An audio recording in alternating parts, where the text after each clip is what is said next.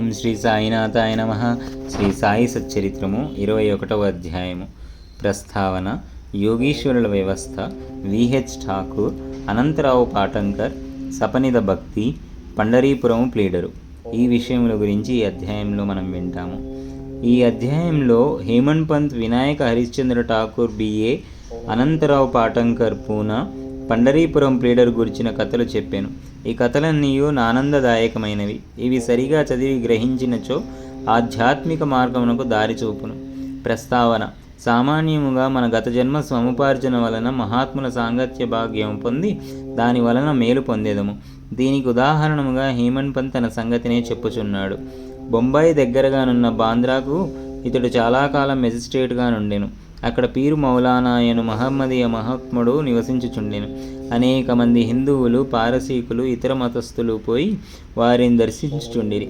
హేమంత్ పంత్ పురోహితుడగు ఇనుస్ పీరు మౌలానాను దర్శించమని అనేక సార్లు హేమంత్ పంత్కు చెప్పాను.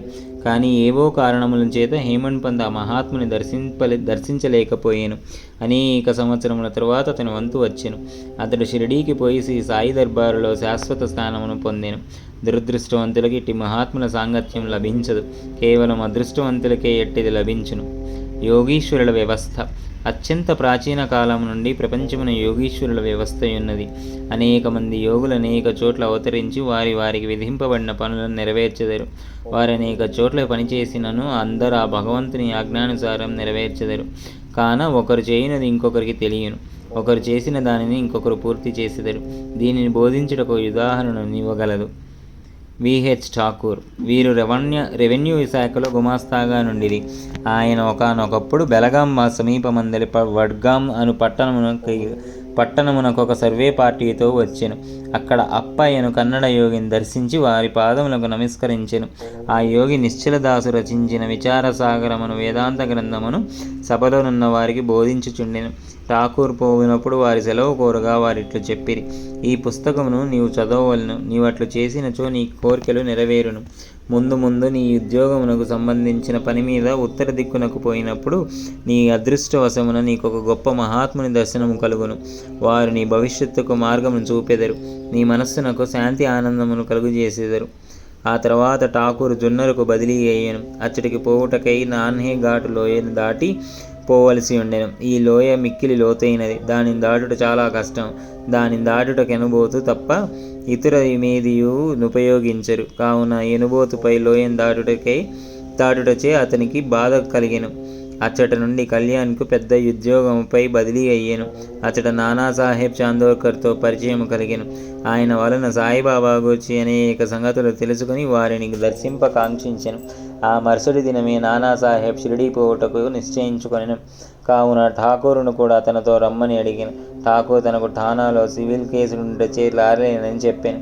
అందుచే నానాసాహెబ్ ఒక్కడే వెళ్ళెను. ఠాకూర్ ఠానాకు వెళ్ళెను. కానీ అచ్చట కేసు వాయిదా పడెను. అతడు నానాసాహెబ్ వెంట షిరిడీకి వెళ్ళకపోవటచే మిక్కిలి పశ్చాత్తాపడెను. అయినప్పటికీ షిరిడీ వెళ్ళెను. అంతకు ముందు రోజే నానాసాహెబ్ షిరిడీ విడిచిపెట్టెనని తెలిసెను. ఇతర స్నేహితులు కొందరు అక్కడ కలిసిరి. వారు ఠాకూరును బాబా వద్దకు తీసుకొని పోయిరి. అతడు బాబాను చూచి వారి పాదములకు నమస్కరించి మిక్కిలి సంతసించెను. అతని కండ్లు ఆనంద బాష్పములచే నిండెను. ఒడలుగు గగ్గుర్పొడిచెను. కొంతసేపటి సర్వజ్ఞుడుగు బాబా ఇట్లనెను, ఇచ్చటి మార్గము అప్పా బోధించు నీతులంత సులభము కాదు. నాన్హే ఘాటులో ఎనుబోతుపై సవారీ చేయుట కంటే కష్టము. ఈ ఆధ్యాత్మిక మార్గము మిగుల కఠినమైనది. దీనికి ఎంతో కృషి అవసరము. ఠాకూర్ కొక్కనికే అర్థముగా మాటలు వినగానే అతడు అమితానందమ పరవశుడయ్యేను. కన్నడ యోగి చెప్పిన మాటల యథార్థములను గ్రహించెను. 2 చేతులు జోడించి బాబా పాదములపై శిరస్సును పెట్టి తనను స్వీకరించి ఆశీర్వదించవలనని ప్రార్థించెను. అప్పుడు బాబా ఇట్లనెను, అప్పా చెప్పినదంతయు నిజమే, కానీ అవన్నీ అభ్యసించి ఆచరణలో పెట్టవలను. ఊరికనే గ్రంథములు చదువుట వలన ప్రయోజనము లేదు. నీవు చదివిన విషయం గూర్చి జాగ్రత్తగా విచారించి అర్థం చేసుకొని ఆచరణలో పెట్టవలను. లేనిచో ప్రయోజనము లేదు. గర్వానుగ్రహం లేని పుస్తక జ్ఞానం నిష్ప్రయోజనం. గుర్వనుగ్రహం లేని పుస్తక జ్ఞానం నిష్ప్రయోజనము. విచారసాగరంలోని వేదాంత భాగవతుడు చదివి ఉండును, కానీ ఆచరణలో షిరిడీలో నేర్చెను. ఈ దిగువ చెప్పిన ఇంకొక కథ కూడా నీ సత్యమును బలపరచును. అనంతరావు పాటంకర్ అను పూనా పెద్ద మనుష్యుడొకడు బాబాను చూడగోరెను. షిరిడీకి వచ్చి బాబా దర్శనము చేసెను. అతని కళ్ళు సంతృష్టి చెందెను. అతడు ఆనందించెను. అతడు బాబా పాదములపై పడి తగు విధముగా పూజించి పిమ్మట బాబాతో ఇట్లా, నేనెక్కువగా చదివి తిని, వేదములను వేదాంతములను చదివి తిని, అష్టాదశ పురాణములు వింటిని, నా మనస్సునకు శాంతి కలుగుటలేదు కనుక నా పుస్తక జ్ఞానమంతయు నిష్ప్రయోజనం. పుస్తక జ్ఞానము లేని నిరాడంబర భక్తులు నాకంటే మేలు. మనస్సు శాంతి పొందనిచో పుస్తక జ్ఞానమంతయు వ్యర్థము. మీ దృష్టి వలనను మీ మహత్తరమైన మాటల వలనను నీవు శాంతి ప్రసాదించుతని వింటిని. అందుచే నేనిచ్చటకు వచ్చి తిని కావున నా యందు దాక్షిణ్యము చూపి నన్ను ఆశీర్వదించుము. అప్పుడు బాబా ఒక నీతి కథని ఈ విధముగా చెప్పాను. నవవిధ భక్తి 9 ఉండల గుర్రపు లద్ది నీతి కథ. ఒకనాడు ఒక వర్తకుడు ఇక్కడకు వచ్చాను. అతని ముందు ఒక ఆడగుర్రమును లద్ది వేసాను. అది 9 యుండలుగా ఉండెను. జిజ్ఞాసు అయిన వర్తకుడు పంచకొంగి సాచి 9 యుండల నందులో పట్టుకొనెను. ఇట్లు అతడు మనస్సును కేంద్రీకరించగలిగాను. ఈ మాటల అర్థమును పాటంకర్ గ్రహించలేకుండాను. అందుచేనతడు గణేష దామోదర్ ఉరఫ్ దాదా కేల్కర్ నిట్లు అడిగాను. ఆ మాటలలో బాబా ఉద్దేశమేమి? కేల్కర్ ఇట్లు జవాబు ఇచ్చెను. నాకు కూడా బాబా చెప్పినదంతయో తెలియదు, కానీ వారి ప్రేరణ ప్రకారం నాకు తోచినది నేను చెప్పేదను. ఆడగుర్రమనగా ఇచ్చట భగవంతుని అనుగ్రహం. 9 యుండల లద్ది అనగా నవవిధ భక్తులు. అవి ఏవన: శ్రవణము వినుట, కీర్తనము ప్రార్థించుట, స్మరణము జ్ఞప్తి అందించుకొనుట, పాదసేవనము పాదనం వాహనం, అర్చనము పూజ, నమస్కారము వంగి నమస్కరించుట, దాస్యము సేవ, సఖ్యత్వము స్నేహము, ఆత్మనివేదము ఆత్మను సమర్పించుట అని 9 యుండలు నవవిధ భక్తుల కింద కేల్కర్ చెప్పారు. ఇవి నవవిధ భక్తులు. వీనిలో ఏదైనా ఒక మార్గమును హృదయపూర్వకముగా అనుసరించిన ఎడల భగవంతుడు సంతృష్టి చెందును. భక్తుని గృహమందు ప్రత్యక్షమగును. భక్తి లేని సాధనములన్నీ అనగా జపము, తపము, యోగము, ఆధ్యాత్మిక గ్రంథముల పారాయణ, వానిలోని సంగతులను ఇతరులకు బోధించడం మొదలగునవి నిష్ప్రయోజనము. భక్తి లేనిచో వేదముల్లోని జ్ఞానము, జ్ఞాని అను గొప్ప ప్రఖ్యాతి, నామమాత్రమునకే చేయు భజన ఇవన్నీ వ్యర్థము. కావలసినది ప్రేమాస్పదమైన భక్తి మాత్రమే. నీవు కూడా ఈ వర్తకుడు అనుకునము, లేదా సత్యమును తెలుసుకొనుటకు ప్రయత్నించుచున్న వ్యక్తిని అనుకునము. వాని వలె నవవిధ భక్తులను ప్రోగు చేయము, ఆతురతతో నుండము. వాని వలె నవవిధ భక్తులను ఆచరణలో పెట్టుటకు సిద్ధముగా నుండము. అప్పుడే నీకు మనస్థైర్యము, శాంతి కలుగును. ఆ మరుసటి దినము పాటంకర్ బాబాను నమస్కరించుటకు పోగా 9 గుర్రపు లద్ది ఉండలను ప్రోగు చేసితివా లేదా అని ప్రశ్నించెను. అతడు తాను నిస్సహాయుడనియు బాబా అనుగ్రహము మాత్రమే వానిని సులభముగా ప్రోగు చేయవచ్చనెను. అప్పుడు బాబా శాంతి క్షేమమును కలుగునని ఆశీర్వదించెను.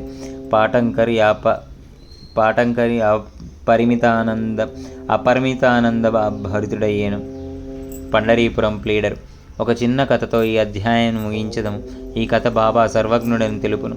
ప్రజలను సరియైన మార్గమున పెట్టుటకు, వారి తప్పులను సవరించుటకు బాబా సర్వజ్ఞత్వము ఉపయోగించుచుండెను. ఒకనాడు పండరీపురం నుండి ఒక ప్లీడర్ వచ్చెను. అతడు మసీదుకు పోయి సాయిబాబాను దర్శించెను. వారి పాదములకు నమస్కరించెను. అడగకుండానే దక్షిణ ఇచ్చెను. జరుగుతున్న సంభాషణ వినుటకు ఒక మూల కూర్చుండెను. బాబా అతని వైపు ముఖం తిప్పిట్లనెను: ప్రజలెంత టక్కరులు! వారి పాదములపై పడెదరు, దక్షిణనిచ్చెదరు, కానీ చాటుగా నిందించెదరు. ఇది చిత్రము కాదా? ఆ మాటలు ప్లీడర్కు సూటిగా తగిలినవి. ఎవరికి బాబా మాటల్లోని ఆంతర్యం బోధపడలేదు. ప్లీడరు మాత్రం గ్రహించెను, కానీ అక్కడ ఏమీ మాట్లాడలేదు. వాడాకు పోయిన పిమ్మట ప్లీడర్ కాకాసాహెబ్ దీక్షిత్తో ఇట్లనెను: బాబా చెప్పినదంతయు యథార్థమే. ఆ బాణము నాపై ప్రయోగించిరి, అది నా గూర్చియే. నేనెవరిని నిందించకూడదు, తృణీకరించరాదని బోధించుచున్నది. పండరీపురం సబ్జడ్జియగు నూల్కర్ తన ఆరోగ్య అభివృద్ధి కొరకు షిరిడీకి వచ్చెను. ఇచ్చటనే మకాము చేసెను. ప్లీడర్లు విశ్రాంత గదిలో దీని గురించి వివాదం జరిగెను.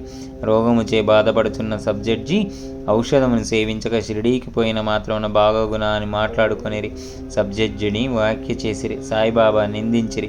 నేను కూడా అందు కొంత భాగం వహించి తిని. నేను చేసినది సమంజసం కాదని ఇప్పుడు సాయిబాబా నిరూపించెను. ఇది నాకు దూషణ కాదు, నాకిది ఆశీర్వచనమే. ఇది నాకు ఒక ఉపదేశం. నేనిక మీదట ఎవరిని దూషించరాదు, ఎవరిని నిందించరాదు, ఇతరుల విషయంలో జోక్యం కలుగజేసుకొనరాదు. పండరీపురమునకు షిరిడి 300 మైళ్ళ దూరమునున్నది. బాబా సర్వజ్ఞుడగుటచే పండరీపురంలో ప్లీడర్ల విశ్రాంతి గదిలో ఏమి జరిగినో తెలుసుకొనిరి. ఈ నడుమనున్న స్థలము, నదులు, అడవులు, పర్వతములు వారి సర్వజ్ఞత్వమునకు అడ్డుపడలేదు. వారు సర్వమును చూడగలిగిరి, అందరి హృదయంలో గలదాన్ని చదవగలిగిరి. వారికి తెలియని రహస్యమేదీ లేదు. దగ్గరనున్నవి, దూరముగానున్నవి ప్రతి వస్తువు కూడా పగటి కాంతి వలె వారికి తేట తెల్లెము. ఎవడైనా దూరముగా గాని దగ్గరగా గాని ఉండనిమ్ము, బాబా సర్వంతర్యామి ఒకటిచే వారి దృష్టి నుంచి తప్పించుకొనుటకు వీలు లేదు. దీనిని బట్టి ప్లీడర్ ఒక నీతిని నేర్చుకొనెను. ఒకరిని గూర్చి చెడు చెప్పరాదు, మరి ఒక అనవసరముగా వ్యాఖ్యానం చేయరాదు. అట్లు బాబా దుర్గుణమునకు పోగొట్టి సన్మార్గమునందు పెట్టెను. ఇది ఒక్క ప్లీడర్ గూర్చినదైనప్పటికీ అందరికీ వర్తించును. కాబట్టి ఈ కథ బోధించు నీతిని జ్ఞప్తి అందుంచుకొని మేలు పొందెదముగాక. సాయిబాబా మహిమ అగాధము, వారి లీలలు కూడా అట్టివే, వారి జీవితము అట్టిదే. వారు పరబ్రహ్మ యొక్క అవతారమే. 21వ అధ్యాయం సంపూర్ణం. జై బోలో శ్రీ సద్గురు సాయినాథ్ మహారాజ్ కీ జై. శ్రీ సద్గురు శ్రీ సాయినాథార్పణమస్తు. శుభం భవతు.